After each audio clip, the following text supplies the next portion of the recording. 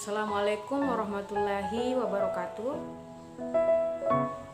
Baik, pada kesempatan kali ini saya akan membahas atau memaparkan materi kuliah Hukum Administrasi Negara dengan dosen pengampu Kakanda Sundari SAP MAP tahun ajaran 2022. Perkenalkan, nama saya Alma Frilia, NPM 09105804191113 dari kelas B semester 6, Prodi Administrasi Publik, Fakultas Ilmu Sosial dan Ilmu Politik, Universitas Muhammadiyah Sidenreng Rempang. Pada kesempatan kali ini saya akan membawakan materi dengan topik pembahasan perlindungan hukum dalam bidang perdata dan perlindungan hukum dalam bidang publik. 1. Perlindungan hukum dalam bidang perdata. Kedudukan pemerintah yang serba khusus terutama karena sifat-sifat istimewa yang melekat padanya yang tidak dimiliki oleh manusia biasa. Berkenaan dengan apakah negara dapat digugat atau tidak di depan hakim, pemerintah dalam tugasnya mempunyai kedudukan yang istimewa dibandingkan dengan rakyat biasa. Oleh karena itu, timbul pertanyaan, apakah persoalan menggugat pemerintah di muka hakim dapat disamakan dengan rakyat biasa? Berkenaan dengan kedudukan pemerintah sebagai wakil dari badan hukum publik yang dapat melakukan tindakan-tindakan hukum dalam sidang keperdataan seperti jual beli, sewa menyewa, membuat perjanjian dan sebagainya, maka dimungkinkan muncul tindakan pemerintah yang bertentangan dengan hukum. Perlindungan hukum bagi rakyat terhadap tindakan hukum pemerintah dalam kapasitasnya sebagai wakil dari badan hukum publik dilakukan melalui peradilan umum.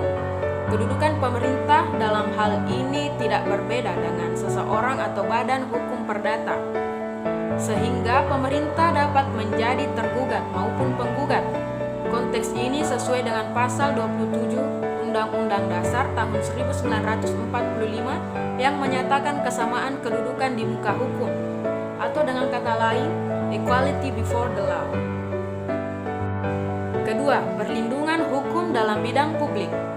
Keputusan sebagai instrumen hukum pemerintah dalam melakukan tindakan hukum sepihak dapat menjadi penyebab terjadinya pelanggaran hukum terhadap warga negara, apalagi dalam negara hukum modern. Oleh karena itu, diperlukan perlindungan hukum bagi warga negara terhadap tindakan hukum pemerintah.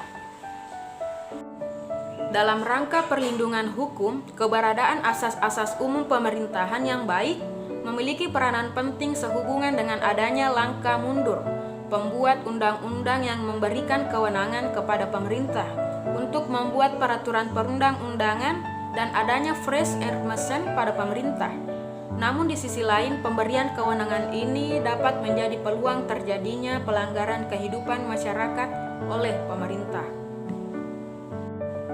Contoh perlindungan dan penegakan hukum yang sering terjadi di lingkungan sekitar, baik dalam bidang perdata maupun dalam bidang publik, yaitu pertama, masyarakat menyerahkan pelaku tindakan kriminal kepada polisi.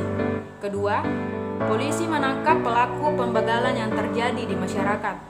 Ketiga, pengadilan memberikan vonis berat kepada pelaku pelecehan seksual.